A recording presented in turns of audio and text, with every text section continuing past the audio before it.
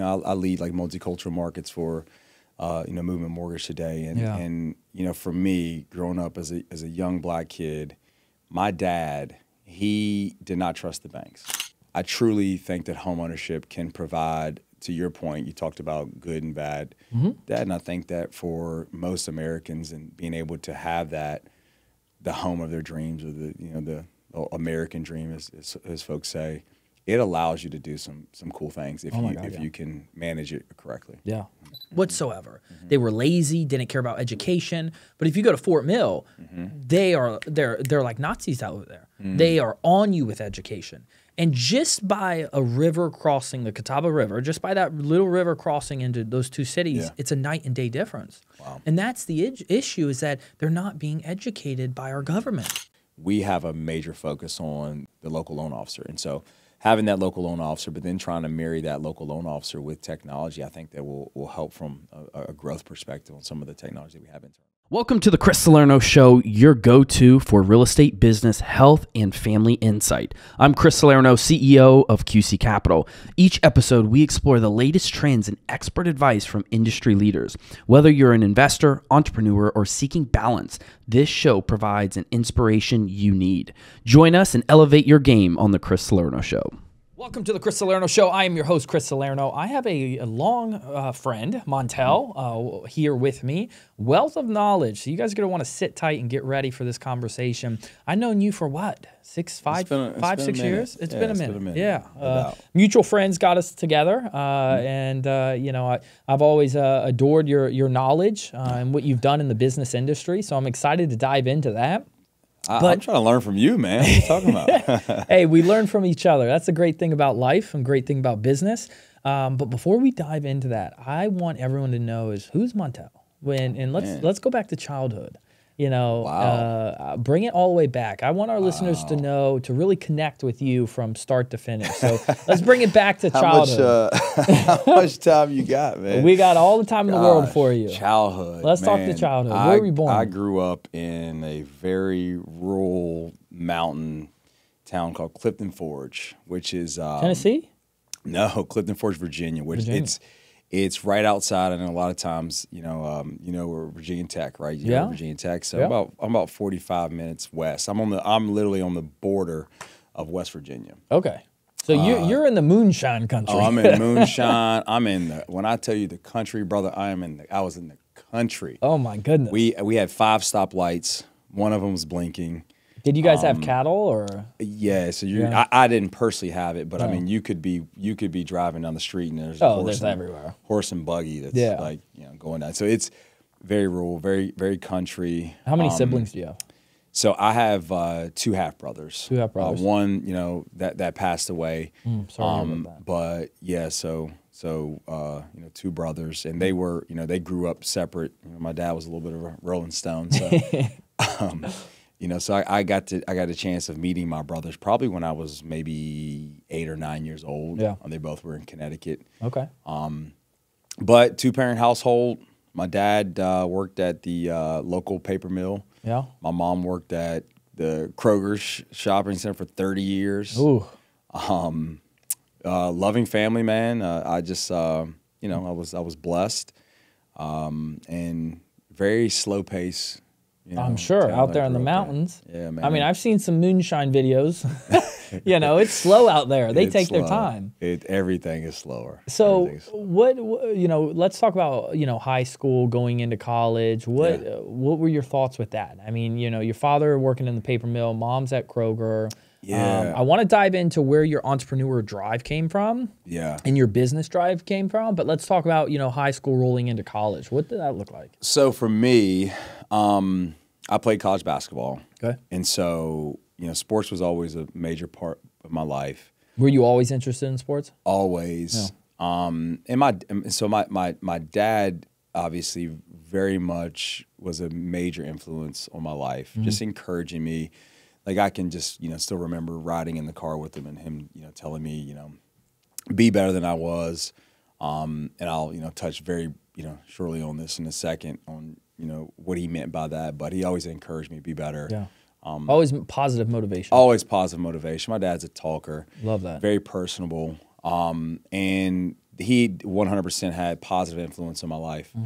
And so, you know, it encouraged me to continue to work. And when it came to basketball, and that was something that I loved and stuck with it. And I was able to, you know, very fortunate to play college basketball at Elon University. I was one of the top scorers in the state of Virginia. I think I'm probably still like number, I don't know, probably 40 now. A bunch of kids probably. I mean, these kids are 15 years old coming in. I know. But one of my claim to fames, I scored more points than I think it was Alonzo Mourning, or I can't remember. It was Alonzo Mourning. But I think JJ. So JJ Redick was in the same high school conference as me, and he definitely scored a few points. So. Nice. I see your. We'll dive into it later, but I see your little one's getting into basketball. Yes. Yeah. Yes. And I get to coach it, and I love it. I coach tonight. I love it. Oh, there you go. Absolutely love it. I mean, he's going to be a showstopper. He's quick. He's an athlete. Oh yeah, He's an athlete. He definitely has that grit. Oh man, he has that grit. I tell you what, he is a dog. He's going to be unstoppable. I mean, he already is, I'm sure. But once he gets the agility really narrowed down, you know, early teens where you really start getting into him, I think he's going to be unbelievable. I love it. I love it. That's probably if you ask me, the one thing I enjoy the most right now. Watching him. I love it. I just love coaching. All my kids love it. Yeah. Do you think he'll stick with? Because you know, early age, it's like let me try everything. You think he'll stick with basketball? Man, he plays baseball, basketball, and football. He's an all-around athlete. If you ask him right now, he likes football the most. Does he? He likes, and he's probably better in football than the other sports. Yeah. I mean, he's by all means he's good. And there's, you know, they're young, but he's good in all of them. But football, he's like football. When I go on the football field, as a dad, I can stick my chest out and be like, I feel real good walking out there. I love it. But yeah, man, he loves all sports, and you know he enjoys it. I love that. So, what'd you study in Elon? I studied business, finance, and accounting. What made you want to, you know, think of studying business? Yeah. So, gosh, man, I always wanted to be in banking, Chris. I didn't know what that meant. I had no idea what that meant. I seen it on the movies. So is that where you got the idea? Was like the movies? Because your parents are not in it. So. Yeah, and I'll tell you something even further, because you know I lead like multicultural markets for you know, Movement Mortgage today, and you know, for me growing up as a young black kid, my dad, he did not trust the banks. Right, so my dad would get his paycheck. I don't blame him. I don't trust the damn banks. I don't trust our government. That's funny. I don't blame Pops. I love it. But he would get his paycheck. He'd cash his paycheck. Right? Take the cash. Put it in his pocket. Call a little walking around money. Right? No way. So he was cash heavy all the time. Cash heavy. Didn't trust the banks. And you know, I grew up that way, and so. You get this What was his reasoning behind that? I don't think he really even knew it. That was just his perspective. That was his thing. And I'll tell you, like, I think that in the black community, there is a trauma aspect that 100%. you just feel that I can't own, I can't, you know, trust the banks. I think it's because they own a home and things of that nature. I think it's one because of the regulations are so tough, and that's proven. You know, amongst black people, it's proven that the regulations of banks are so tough compared to white. And then on top of that, it's just everything that they do. It's you just can't trust them. Yeah, like you just can't trust them. You know, all the control that they want and things like that. It's just unbelievable. Yeah, and I definitely think, you know, from that perspective, I grew up. And there was a little bit in the back of my mind of like, oh, like, you know, you can't trust the banks. Like so you have this almost innate, unconscious bias towards it, right? But in seeing different things in TV, now you and work for movies, big bank. now it's ironic, right? But that was my first job out of college, and I really truly got to see it firsthand. I worked for the Stagecoach Company, first job, 2008, subprime crisis. I'm doing subprime loans. Oh my goodness. And 08, doing subprime loans. And I tell you, I actually walked out one of my last days on the job. We would refinance anything, dude. Oh my God. If a cat walked by, you'd be like, here's your house. Legit anything. We would do anything.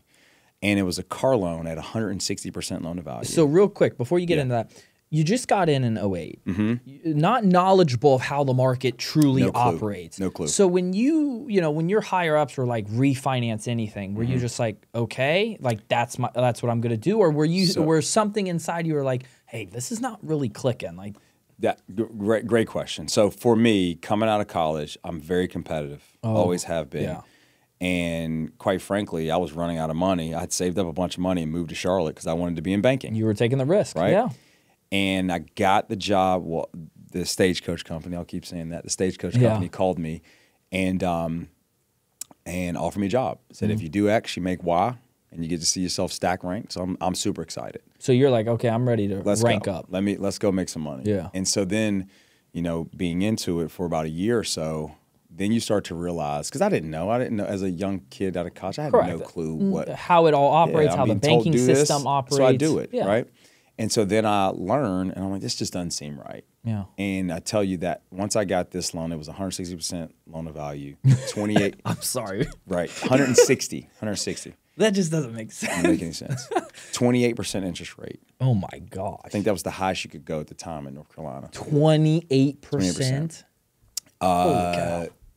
I think $1,800 cash out. The person was getting cash out on the car, right? This tells you the time that we were in, right? And they were cashing out on their car? On their car, cash. I mean, was this like a Ferrari or a Porsche? No, it was not. It was not. I can remember this loan so good. It was a truck. Oh, right? my goodness. It was a truck. And I go to my sales manager. I'm like, dude, we can't do this, man. Was that normal? It was normal. I mean, back then. A lot of folks would take cash out to pay off credit card debt. They would lump their credit card debt into their car loan. And we would allow them to go up to 160%. This is the issue of college. I'm not a big fan of college. I dropped out. This is the issue of college is they don't teach you how to leverage debt properly. Trust me, debt is good. I'm not a big fan of Dave Ramsey. I think Dave Ramsey is a great role model for those individuals that want to follow him. But there's a way to leverage debt. All your billionaires leverage debt properly. You have to leverage debt if you really want to scale. Now, there's some religions around the world that require zero debt. Yep. And that's their religion, is they cannot take on any debt, or they're essentially against their God, and they think that they won't go to their heaven. So to go ahead, I think America, one, is built off debt, but they're not taught that. Because right when you get an acceptance letter to Elon or any college, what's the first card you get? A credit card from Discover, and they're $500 or less than $1,000. I still have my Discover card when I got accepted to Winthrop, and they have never upped me on my limit. And I'm like, I got unlimited Amexes, and I'm like, you haven't even upped me my $800. But they do it because they have that niche. We're gonna go ahead and give them debt already, and the college doesn't say, hey, there's bad debt and there's good debt, and this is how you manage it, and that's the issue. I agree with that. I agree with that wholeheartedly.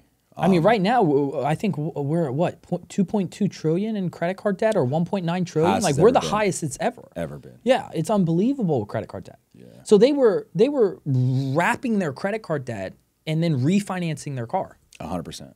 Wow. But for me, that was your eye-opening, like, hey, this doesn't seem right financially. That was my moment where I heard this quote by Oprah. It's like, there's 5 key moments that define who you are. Right, that was one of my 5 key moments. Really? I was like, this ain't right. This is not what I want to be a part of. And that mindset, because you're coming from a family that is not in the financial industry, so they're not, hey, Montell, this is how you manage your books. This is how you grow your wealth. It's remarkable that you to yourself with your mind saying, hey, just doesn't feel right. Yeah, and I guess you learn along the way, right? I think that's the best way to learn. I learned along the way, and started to understand a little bit better. Just and also being able to see my parents in my dad, as I talked about with his items that he dealt with, and then my mom, I think she's much more dealt with like the retail therapy, right? Yeah, and, what I mean. So if you get to see that firsthand, and I would hear my dad, I can still hear his voice, is like, be better than me. I think a part of what was distilled in my mind and just growing up is be better. Like, just try your hardest to be better than my family, and I continue to do that so that I can pass that on to to my kids. Kind of like a David Goggins mindset. Oh, I love David. Love me some Goggins. Gotta love him. Me some Goggins. Gotta love him. And so you realize that, and going back to your manager and saying, hey, like, we shouldn't do this. This is not a good investment on the bank side. What did he say? So he was like, you have to do it. It's a benefit. The $1,800, quote unquote, was the benefit. And anytime that you're cash out like that, it's a benefit. And I said, this, at that point, I was like, this is not a benefit, and this is not for me. And I couldn't do it, right? And I think I'm thankful for the experience because it has led me down the pathway of where I am today, right? And I think that I truly think that homeownership can provide. To your point, you talked about good and bad. And I think that for most Americans, and being able to have that, the home of their dreams, or the American dream, as folks say, it allows you to do some cool things if you can manage it correctly. Yeah. And that's the biggest thing, is manage it correctly. There's the statistics that by the third generation of your family, the wealth is gone. The first generation's built the wealth. Second generation spends, I think, like 60 or 75% of it, and by the third generation, it is wiped out. Wow. Because all these young kids, they're spending money, things like that. And a lot of people these days, as you know me, I mean, you met me when I was in the multifamily space, and now we're in car washing. With multifamily, our biggest thing was the rent's crazy. Now I'm seeing rent decline, and I foresee that for the next 7 to 10 years, so we're out of that space. But I really saw that a lot of people shifted to renting, because of home ownership. And is that because the rate's going up? We'll touch on that in a second, because I know you have firsthand knowledge on it. So after 08, you walked away, and you're like, okay, that's not for me. You probably only had a couple grand, or maybe 10, 15,000 to your name. You're in the new city of Charlotte. Yeah. What's next for Montell? Well, a buddy of mine got me coming to work for another bank. So, so you went to another one. And I was there for a short period, probably about a year. Yeah. And then I switched over to the investment world, right? And I think that's it. If I'm being honest, like, that was the sexiness of where I wanted to go. I always wanted to be in investment. You like that? You see it's a whole different world. Wall Street and all that stuff, and it's interesting as I got into it. I noticed, I was like, man, I'm helping wealthy people gain more wealth and conserve their wealth, right? And a part of me, when I had that experience at Wells, I was like, man, I want to help people. I want to help people, like, actually create generational wealth, right? And so while I was at TD, I probably made, I made great money. I was in my 20s, I made great money, but I didn't feel fulfilled, man. I did not feel fulfilled. What was fulfilled to Montell? I wanted to be a part of something a little bit bigger than myself. I wanted to be a part of something that I could help other people and really truly focus on folks that didn't have experienced something cool. And to me, that's where it's like, I always tell people this all the time, because I tell people that mortgage is like the mafia. Yeah. Like, once you're in it, it is so hard to get out of it. You're in it. You're stuck in it. It's hard to get out. Oh, I believe it. And that's what it brought me back. It brought me back. So. Wow. No, I love that. And so now you're with Movement Mortgage. How long you've been with them? 6, 7 years? Going on 9. 9 years. Yeah. Time flies. Holy cow. 9 years.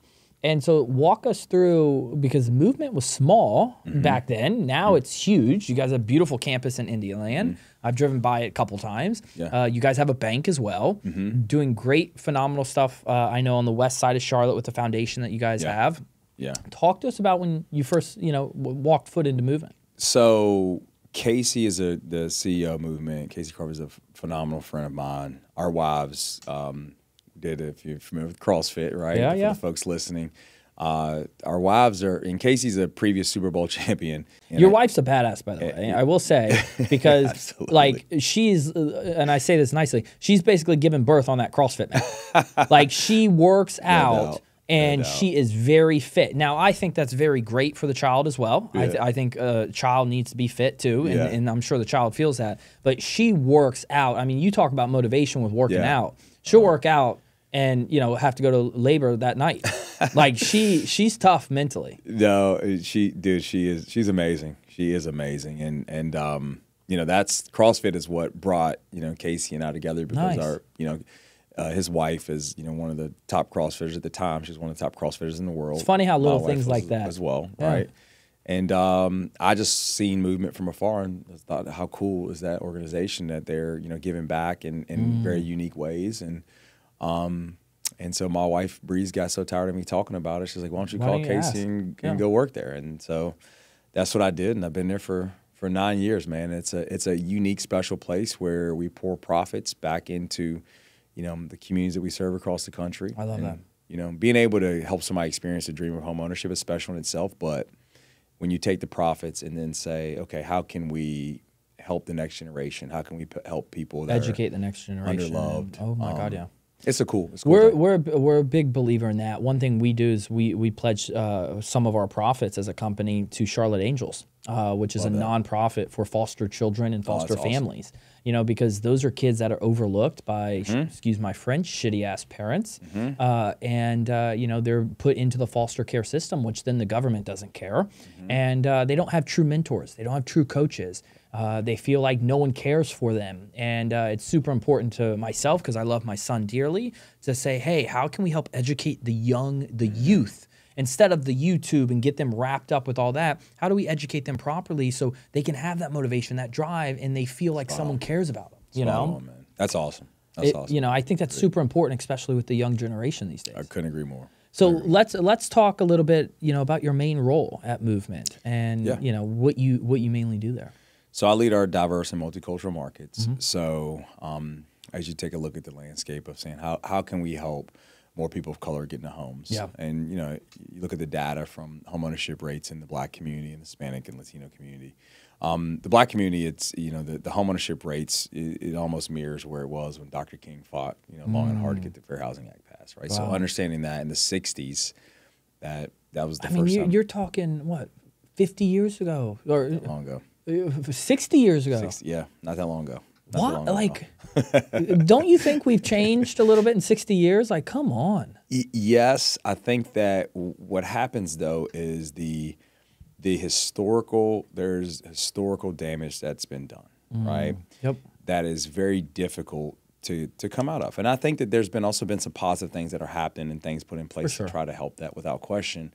But if you just take redlining in itself, right? The redlining happened, quite some time ago. Yep. We're still fighting against that redlining because if you look at, for instance, Charlotte. Yeah. Charlotte is highly segregated. Oh yeah. And I bet you if you looked at the historical redlining maps, I would bet my money that it probably looks very similar. Oh, I bet. Right? And I think that's some of the things that, if you take a look at it historically, look at that and where we are now. But that's a big part of like my role is like how can we help and drive a strategy to help people of color across the country understand that it's possible to own homes. I think the biggest thing, it starts with education, and that's what you guys have done, with your foundation and things like that, and that's what you do on your social media is help educate them because it's sad to say this, but they're not being educated by our government. They are not being educated by our government to say, hey, look, we understand you live on the west side or east side of Charlotte. It's not too good of an area. Obviously, right now it's growing, but it's not too good of an area. You guys are not going to really good schools. The teachers there don't give a crap. I mean, I'll tell you this firsthand. I went to Fort Mill High School my first 2 years. I transferred to Rock Hill High. Totally two different. Totally two different schools. Going to Rock Hill High, teachers did not care whatsoever. And I was probably one of 7 white people on the football team. And the teachers didn't care whatsoever. They were lazy, didn't care about education. But if you go to Fort Mill, they're like Nazis out there. They are on you with education. And just by a river crossing, the Catawba River, just by that little river crossing into those two cities, it's a night and day difference. Wow. And that's the issue is that they're not being educated by our government. And they're not having the ability to. But the great thing is just like with your Instagram too, we all have a cell phone. Yeah, no doubt. And now it comes down to motivating them to want to be self-educated through YouTube videos, podcasts, through your platform on Instagram and things like that. Now that I think the dynamic has changed a little bit is how do we motivate them to get them to watch a YouTube video or listen to a podcast to help change their mind about home ownership and about building wealth? Spot on. I think, and that's a big thing. We definitely try to teach mindset first. Yeah. Right. I think there's a mindset aspect. You got to hear, my story around my dad, right? Yeah. And the unconscious bias that you grow up with that's passed on from generation to generation. And so we have to change the mindset of this generation to say, hey, it's possible, right? Like that's a big thing for us. It's like we want you to understand and know it's possible, and there's people out there that want to help. Yeah. And then you got to educate. You got to. I mean, how awesome is it that you just made the point? Is like we can pull our phones out and get educated on almost any and every topic. I mean, 08, you couldn't do that. I mean, you can go. I seen the other day, like you can go on and take Harvard classes. Yeah. Right now they have free Harvard classes that you can go. And for the folks that don't want to go to college, and I heard you say that you dropped. Yep. Like I tell you right now, like my son hates school. Yeah. And I don't get discouraged from it at all because I'm like, you know what? One day, because he is one of the most persistent people in this world I love that. ever. I mean, he's going to own a business someday. He's going to, if not, he'll be one of the best sales people ever. Yeah. Like, because his and persistency college really that, can't teach that too. Can't teach it. You either have it or you don't. You can work on your skills to refine it and maybe learn a little bit of it. Yeah. But to run a business, operate a business, college is not going to say, hey, by the way, you have a lawsuit for $100 million. You have some employees that you have to let go. You have this going on. Good luck. Right. You only learn that when you're actually in the fire. Yeah, spot on, brother. And then it comes down to that number one thing you said is mindset. Yeah. I'm a big believer of meditation. I meditate. Tonight I have professional meditation. 1 hour. My phone gets shut off. You cannot contact me from 7 to 8 on Tuesdays. And I have professional meditation. We do breath work. We do all that. I think that's super important because it starts with your mind. I mean, look at Kobe. Look at the greats of the greats. Kobe, David Goggins. You cannot break their mind. No. You just can't. No. And so it starts with your mind. And I think, and that's why I'm a huge believer with the Charlotte Angels, with the foster children, is let's get into your mind and in a positive way help build and flourish the plants in there so you can do whatever you want to do when you grow up. Love it. I mean, you're preaching to the choir on that one. I love that. Yes, I love sir. that. Yes, so sir. we're little market questions. Yeah. We've been in a little crazy markets lately, with the Fed's rates, things like that. Yeah. I know you don't have a crystal ball, or everyone would be tuning in. Where do you foresee the struggles that we've had with high interest rates, crazy market environments? Still, we have a supply and demand issue. Where do you kind of think 2025 and 2026 with a new administration coming in, with interest rates, with supply and demand? What do you think for the housing? So from a supply and demand perspective, we're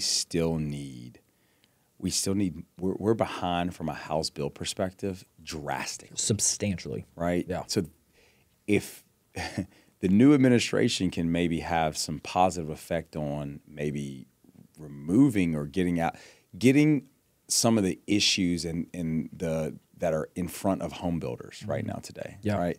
Because it's very hard to build a house. And I think the big thing too is that dealing with the cities is ridiculous. I'm just saying, Charlotte, North Carolina, we look to build car washes here. And there's a new guy who came in from New Jersey, won city council, changed the zoning, and there's a line out the door of lawsuits to the city because he changed the zoning. He also changed the setback requirements, which a lot of developers said, now you want, I think it was like 7 feet. Now you want us to do like 9 or 10 feet sidewalks. Like you want it bigger. It makes the lots smaller. And it's like you're putting all these stringent rules on developers, and they're coming out more of their pocket to do this. Exactly. What do you think is going to happen to the houses? I hope you're enjoying today's episode. Just a quick reminder to make sure you never miss an episode. Stay connected with us by following us on social media platforms, Instagram, Twitter, Threads, TikTok at Chris_Salerno_. And don't forget to subscribe to YouTube to catch the video versions of our episode. You'll get exclusive content, behind the scenes footage, and much more. Head over to YouTube, Chris_Salerno now, and hit the subscribe button. Stay tuned because we've got more great content coming right after this. Exactly. So I think that's one of the big things that we can have a positive effect is if we can improve that, man, that's a major win. It's huge. It's a major win to make it, it'll help just from affordability perspective. Yeah. Gosh, for goodness gracious, if we can get any help, I'm here for any any rate rate cuts. Me too. All the real estate gods, come on. I'm here for a rate cut all day long, right? Yeah. But I think that that's one of our major issues. We have to be able to allow builders to build faster, easier, and more efficient. I don't know if you saw, Greystar, huge apartment owner. Yeah. They own 954,000 units, one of the largest apartment owners. They are now doing modular apartments. I read this article this morning. They tried it in the UK. It's 90% more environmental friendly. It's 42% more cost effective. Wow. And they build it they just bought a company. They build it in a warehouse, and then they ship it to the site, and they put it together like Legos. Wow. There was a video that over 1,600 workers in China built a 32-story apartment building in less than, I think it was 35 or 40 days. Yeah, like, it was boom, boom, boom, boom. It was like Legos. It was crazy. Yeah. Yeah. And so with that type of technology, why can't we, we need to be an innovator. Yes. And I think I agree. I think we all notice that with all of the administrations is that we're not the leader in the United States or in the world, we're not the leader with innovation and things like that. There are other countries that are really whooping our butts with innovation, to build a 32-story apartment building in, 30, 60 days. That's unbelievable. They can't even fix 45 in 8 years. I'm still waiting for those tolls to come through. Tolls. I mean, so, I think you're right on that. I think it's definitely going to have to be a city thing, and hopefully they can get their acts together. Yeah, I hope so as well, man. I think it'll definitely spur homeownership growth without question. Yeah, most definitely. And let's talk health. You're a busy man, a beautiful wife, a big family. How do you stay on top of your health, and how do you stay on top of your child's health, with all the activities that you guys got going on? Man, we try our hardest. We really do try our hardest to be as health conscious as we possibly can. Man, it really truly comes down to day-to-day decisions that you make. And very simply, from one of the big things that I've had a focus on lately is water. Yes. I want to consume a lot of water. I know. It's so hard, too. It's for hard. me. And so me and my wife tried 75 hard. Okay, I would probably say maybe it was more around 75 medium. But one of the hardest pieces was the water. Yeah. But I'll tell you that I felt, the way I felt drinking, whatever it was, the gallon of water a day, I felt awesome. Now you got to take a lot of trips to the bathroom. Oh, I know, right? But I felt awesome, man. Every part of me, just felt amazing. And also I'll tell you something that'll wake you up is I got diagnosed with gout. Oh, really? Yeah, man. I got diagnosed with gout about a year and a half ago. Wow. And that also changed the way that I, think Saw about life, right? Yeah. And I tell you, I was in a bad mindset around it at first because I'm like, man, I'm young. I eat pretty healthy. Yeah. I don't really drink that much alcohol. And so what's the cause of it? So gout is so the way that your body breaks down. I forget food and nutrition. Yeah, food, and specifically things such as like alcohol. Number one issues that can cause gout. Alcohol. It's red meat. Oh, really? Fishes.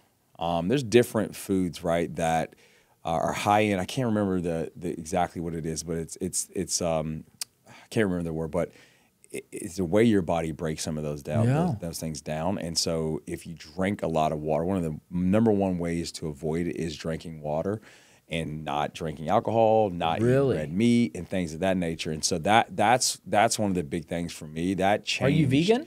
I'm not vegan, but I try to eat more. You just limit chicken. your red meat. Yeah, try to eat more chicken than anything. And honestly, I didn't eat. I didn't drink alcohol probably for around 6 months or so. And that was a major shift and change. I lost probably 25 pounds. I don't drink alcohol anymore. Maybe like 4 times a year, and that's like special occasions. I'll do it. But to me, I don't care to drink. Yeah. I feel so much. I just don't care to. Yeah, and it's poison. It is. It's poison. Yeah. Most definitely. But yeah, that was a big thing for me, right? And then with our kids, they definitely are health conscious just because mommy and daddy are. But I mean, you guys are their role models. I mean, that's how, when you have a child, if you're speaking or you're not speaking, they're watching your actions. 100%. So if you're going to eat healthy, they're going to look at mom and dad and say, hey, he's eating healthy. You know, let's take after their footsteps. You know, just like with your father, you remember those drives 100%. In the car. You know, your children are going to remember that too. 100%. And by all means, we're not perfect, right? We're not perfect in our health journey. But I tell you, like, it's, you know, the hard thing is like the snacks, like the kids' snacks, like that's the hard thing. That's so hard.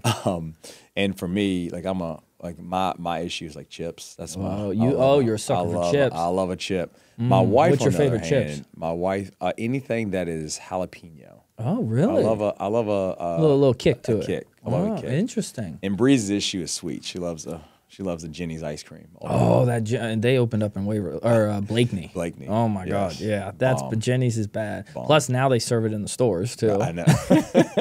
See, I'm a chocolate chip cookie sucker.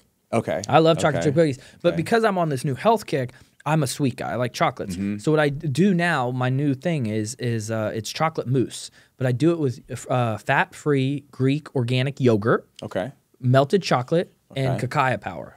Cacao powder. Mix it all up, put it in the refrigerator, you got chocolate mousse. That's it. Boom. I like it. Healthy.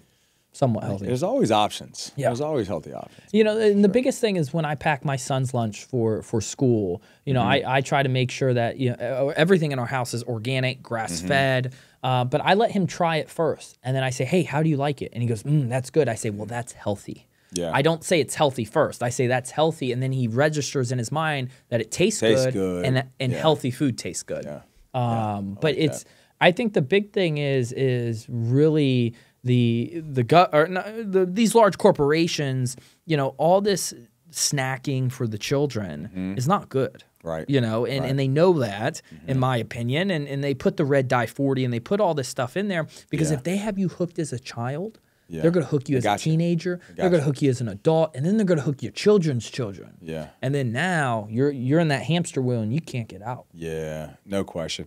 It's, you know, funny saying that. Like I try to talk to my parents about it. My parents are so far gone though. Are they? It's a very hard conversation. Stubborn. They're not only stubborn, but there's also an aspect of like, you know, like the things that they consider healthy. Oh, really? Right. So they see health different. Yeah, and that's just from growing up in a different era, right? Yeah. Like, think about the food groups that we had and how, like, the pyramid, the food pyramid. Like, dude, that alone, that was, man. That's like my dad is still to this day like some of those things. I'm like, Dad, you can't. That's stuff. You can't consume that. You had a heart attack, man. You can't eat that, right? No. Like it's. But you know, I still try to encourage them on their health journey. But I think they're pretty far gone on I love that. taking that feedback. I still try. No, there you go. There you go. Let's talk about you, the kids, and the wife on social media. You guys, I love following you on Instagram.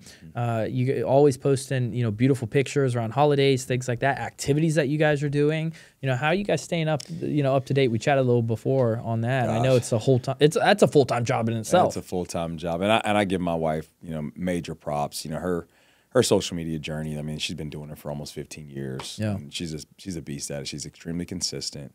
That's the biggest thing. You have to stay consistent. Yeah, I mean, she is consistent. Like that's, you know, death and taxes and her posting on social. She is that's good. She is a consistent person. And the cool thing about it is that we try to make it a part of our lives. Yeah. Right? And I think we talked about it earlier. We tried the YouTube channel, which that became a strain on our life. And so we said, you know what? Let's not do it, right? And so that's always been the big thing. It is a lifestyle switch.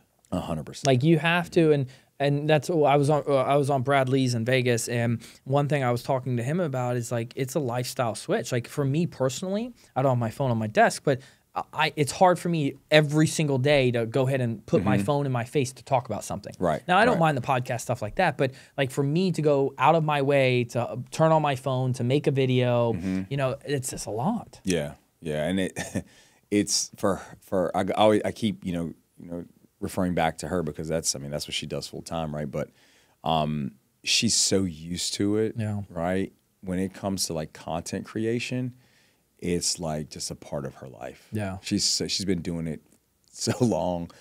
And obviously she's pivoted and switched, and the type of content right now, it's all family oriented, because that's what people want. Right. That not only what people want, but that's also that's where you guys are in your journey of life. Right. Yeah. And so it makes it a lot easier. There's some times when you're dealing with... You guys make some funny videos, I'll tell you that. She makes some funny videos of you two, and I laugh. I mean, one that's gone viral recently is we did the... it was like a Lil Wayne song in the background, and I was dancing with the kids and trying to like teach them rhythm. And I didn't even know she was videotaping. Oh, really? And it went viral, right? Like, and it's... those are the best. The best ones. Because you are acting your true, authentic self. Yeah, we're just being not ourselves. even knowing that she's doing it. Being ourselves. And she's gotten me a few times really good on some of those. Has she? Not knowing. and oh, man, she got me good on one. I looked at it the other day, and I crack up every time I see it. That's funny. But like then you have some with some of the major brands that you have to do.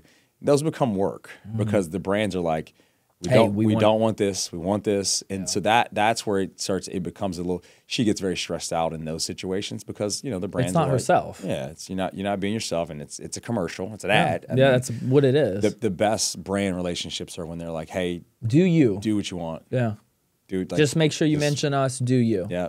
Be you. Do what you want. And I think that I feel like, and you're a big marketing guy, and I feel like that goes a very long way because you and I, if we both went on Instagram, you can see, okay, that's kind of scripted. Like, that's not true. Like, that whole video scripted compared to watching it and be like, oh, that is authentic, 100%. And I think that's the best route to go. Your audience also knows. Yeah. Right? Because they see you every day. They see you. So they know something's up. Here's an ad, right? Like, it's like, and quite frankly, 9 times out of 10, the ads don't do that great. Like, it's, you know what I mean? Because sure. It's, and also the algorithm probably is picking it up as well. But there's an aspect of like your audience, most importantly. They know 100%. And I think what companies need to do, and here's maybe a marketing tip for all these damn companies out there, is that instead of doing like a sponsor thing, because that right there, if you're watching an Instagram, if I watched, an Instagram of Breeze with On Clouds, for example, and I saw her selling the On Clouds, would I be likely to buy them? Possibly. But if I kept watching video after video after video of her wearing these On Clouds without selling them, I'm going to be like, let me check out these On Clouds. Right. Because it's a psychological game. 100%. And so it may take a little longer to convert your customer. However, you're now building that psychological game in a stronger rapport, in my opinion, because they're seeing video after video after video, and they're like, okay, I want them now. 100%. 100%. That's brand placement.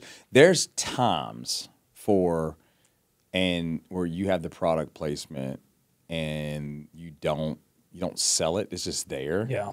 And it just kills. Again, those are the relationships where it's like it's a brand that makes sense to your audience, right? And you're not having to actually sell it, and it gets sold, right? Like you don't have to do the corny ad, and it still just will crush for a brand. I mean, we did and I'm saying this because it's around that time again. We did Christmas jammies, and dude, I mean, it was we had a little bit of a rev share on that, and that thing rolled. Really? And it was one of those type of situations where we just did family pictures. No way. And social originally was built for social. Correct. It's for, your relationships and interactions. Yeah. And we just put up a picture of our family and our Christmas jammies and then in her story, that's where she put the link. And that's where people bought, right? And people got to see and be like, oh, those are awesome. And then it was like, oh, that's where your real true customer, right? The person that is really, truly a part of wanting to buy from you that you can influence. Yeah. They go to your stories, and that's where she sold it. And I mean, that thing, dude, you talk about like it was a few $100,000 in regards of like the revenue sales. Oh gosh. No way. And like a day, right? Like no way. But that's the power of social in those type of in those type of opportunities when it's organic to you, organic to the brand, and the customers like the product. So with her ability to really crush the content, crush the Instagram game, your marketing, your branding background, how have you guys, I know you guys said you pivoted a little bit from the fitness to the family. How have you guys seen that evolve, overall between you and your relationship and the family and everything? So I feel like, whenever your entrepreneur spirit and things of that nature, I mean, I heard you say it earlier. I didn't even know this, which I love. you pivoted, right? Yeah. I think there's you just always have to, there's those moments. I mean, look at COVID. COVID, a lot of businesses went out of business because they failed to pivot. Yeah. You know, and mainly, unfortunately, it's the older population that did not want to pivot because they're all stubborn. Yeah. My mother's stubborn, you know, and they didn't want to pivot to technology or, you know, delivery and things like that. So they went out of business. But the individuals that pivoted made a ton of money. So I think it's important to recognize that and then take action. Yeah, and my wife is like, she's very easy. She's on top of it. She's ready for a pivot. That's she could pivot almost every year. Yeah. Like, you know, that's just her. That's her personality. I mean, she was in, she had a massage studio. She went from a massage studio to a yoga studio. Yoga studio to, you know, doing like boot camps. Yeah. And then she got into the fitness world. I mean, now she's a full-time social media influencer, and, you know, she runs her own, you know, digital, you know, marketing agency. So I love that. Yeah, man. And then, you know, we have the other stuff that we do with Salada, like here locally. So hey, I will tell you, I eat there, and I love it. So I live right behind Lifetime. So I live right. When we used to work from home, I used to always go there around lunchtime. Yeah. They knew me by because I always wore QC Capital, and every time I walk in there, they ask how I'm doing, which is great. You know, training for you guys, and I always say amazing. So every time they know I'm coming in, I'm always going to say amazing because my energy. That's just everywhere I go. I always say that. But that place is good, man. Yeah. Hey, best salads in town. I think so because and I'm not just harping on it because you're here. If you weren't here, I'd still harp on it. And if it was bad, I'd definitely tell you. So you can help your business, you know. But I will say I do love it because I can pick my own food. Yes. Like, and that's why I like a salad is because I can pick. I like oranges. I like cranberries. I like blueberries. Like, I like a, you know, fruit type of salad. Yeah, no doubt. I can pick that, which I like. And then you might not want that next week, right? Correct. And I can switch it up. And you guys have a large variety of stuff, which I like too. 100%. So I hope you guys are crushing in that space. Man, it's doing well. You have a South Park one coming. South Park. So what made you guys get into that venture? A friend of ours. Honestly, you got some good friends. No doubt. So a friend of ours, and he had done some stuff with Duck Donuts previously. Okay, yeah. He's an attorney? He is not an attorney. Okay. Because I know the attorney who owns Duck Donuts. So he partnered with the attorney. Got it.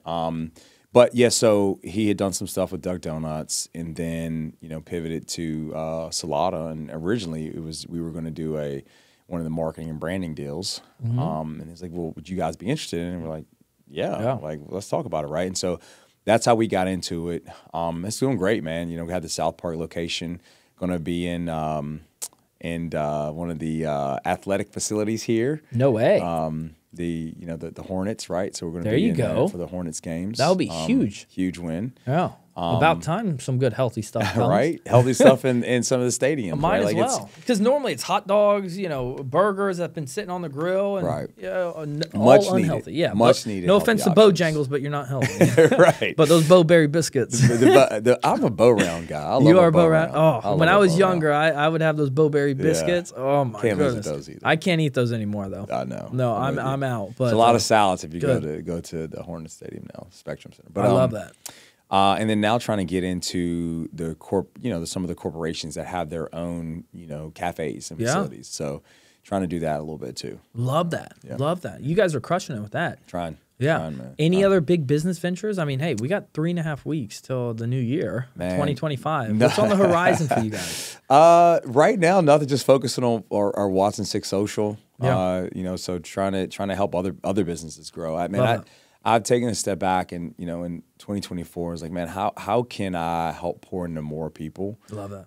I think everything else flows from there. And so if we can help other businesses right now, if we can help other businesses grow their business, love that. You know, I think it's a win, win-win across the board. So that's what we've been focused on. I love it. That. What is on the horizon for you and Movement Mortgage in 2025? Now, hey, don't disclose all your guys' good secrets, but you can give a little bit to us. Man, hopefully we got some good rates coming in 2025. I know, right? I think that would be a major win. A lot of great things, man. I think that we have a real big focus, a consistent focus on how can we continue to educate across the country? I love that. And so we have our, which is called our Grab the Key initiative, which is focused on the Black community. I talked a little bit about that earlier. So continuously to go across country and pour into and educate around homeownership and why it's important. We've developed some products around it, some 100% financing products and some grant programs too, to help and partner with some of the local, grant programs and DPAs to help still make it homeownership possible, right? Love that. Also trying to partner with some of the builders out there. That's huge. Trying to partner with some of the builders to help and have a focus on the bilingual community. 'Cause, number 5 GDP, United States. And that's just the Latino community in the United States. Wow. So number 5 GDP from the Latino community in the U.S. Wow. The population change from the Latino community in the United States. For the first time ever in Texas, the majority Latino. Right. And that's so wild. You have these staggering numbers from this community, major buying power, first-time home buyers just going through the roof, still underserved.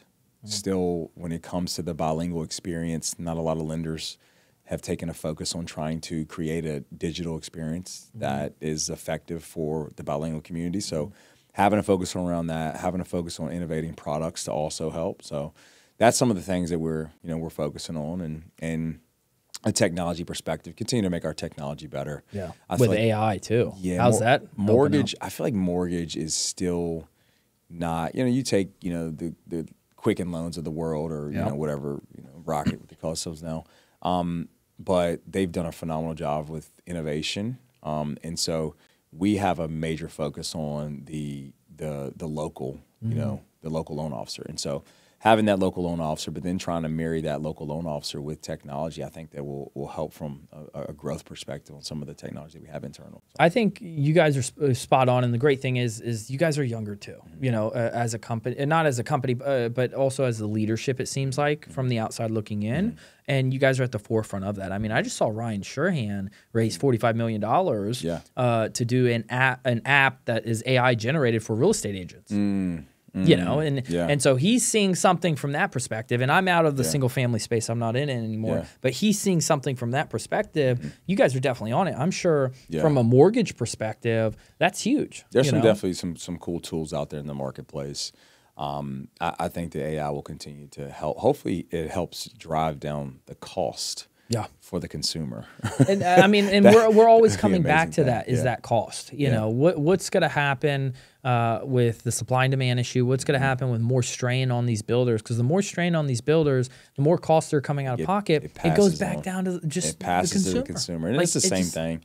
It's the same thing in the mortgage industry. If we can, help from if we can get some help from a regulatory perspective, or we make it easier for us to do loans, right? Yeah. If it's easier not for as us easy to do as loans, 08 though. Right? Please. You gotta have that balance. You gotta have a fine balance. You have to have good balance. You don't want the folks to take advantage. No. My son, he just got a bearded dragon. I don't want his bearded dragon getting a home loan. So I'm sure back in 08 I could have applied for one for him. Very fair. I would have probably given you a loan. He probably would have had a 200-gallon tank instead of his 120-gallon tank, and I probably could have got a $500,000 mortgage on it. I probably gave you 6 of them. Oh God! Well, I would have taken that extra and put into other real estate ventures. There you go. But yeah, no, I definitely think that for me as a business owner, I can't get a loan. Because I depreciate a lot of my real estate, and so when you look at it, I make no money, and so I can't get a loan, and it's very difficult for business owners who own their own business or entrepreneurs to actually do it. They have to go and do check loans essentially, or bank non-QM, bank statement loans, which comes at higher interest rates and things like that. So there are some sort of options, but I think if they really watch that overall for everyone, even minorities and things like that, it will help tremendously. Yeah, that's a really interesting point. It's like the folks that help drive the United States, right, are the business owners. Correct. And it's an interesting thing, the way that risk is looked at. I wonder, some of the it's very interesting, and I know it may be a little more riskier, but that's what fuels the American economy is that middle market business owners, those entrepreneurs. I wonder if there are products that's going to come out to also help them out too.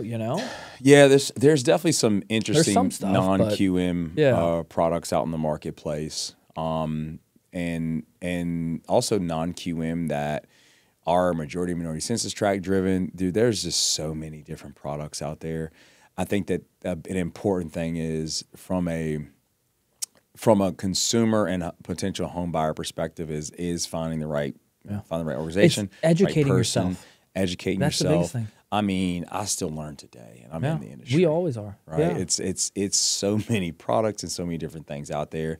And a big piece of what we're trying to do also in 2025 is how can we educate our loan officers so that they can educate the consumers. Yeah, because you got to think about it. There's, you have your traditional, conventional FHA, VA, USDA. You have those just traditional products. There are thousands of others there are a lot out there, yeah. right? And if you are not educated on all of those other programs, like sometimes you may just be like, it doesn't look like this. Like you got to find somebody that who's is knowledgeable about well knowledgeable, Yep. but also that will fight to go figure it out. That's the biggest thing is I feel like, FHA, USDA, VA, if they feel like maybe those organizations are paying them a little more, they're going to obviously show those first. And it's going to be up to you as a consumer to be well educated, to meet with move and mortgage reps across the United States to say what else is out there besides these that really best fits my current situation in my journey of life. And I think it comes to the backing of how you guys built Movement Mortgages is really for the people. How can we educate and help the people at heart to achieve the American dream of buying their own home? Yeah, 100%. Yeah, 100%, man. And that's the culture of our organization. I love that. Yeah, a huge part of the culture is how can we love and value other people. As simple as that. Like that's the core of it, and so that's what we consistently try to do, and try to bring more people a part of the organization that believe in that mission. And yeah. So, I love it. Yep. I love it. Montell, I can be here all day, but I know I can't keep you all day because you got to get back to work. It's been fun, man. I know. I really enjoyed it. We'll definitely have to have you on here in the next year or so, Anytime. see where everything's been. I appreciate everyone for listening, and I'll talk to you guys later. See you guys. Thank you for tuning in to the Chris Salerno Show. We hope you enjoyed today's episode and gained valuable insight to help you along your journey. Don't forget to subscribe and leave us a review on your favorite podcast platform. If you have any questions or topics that you would like to cover, feel free to reach out directly to me. Shoot me a message on Instagram at Chris_Salerno_. Until next time, keep pushing forward and stay inspired.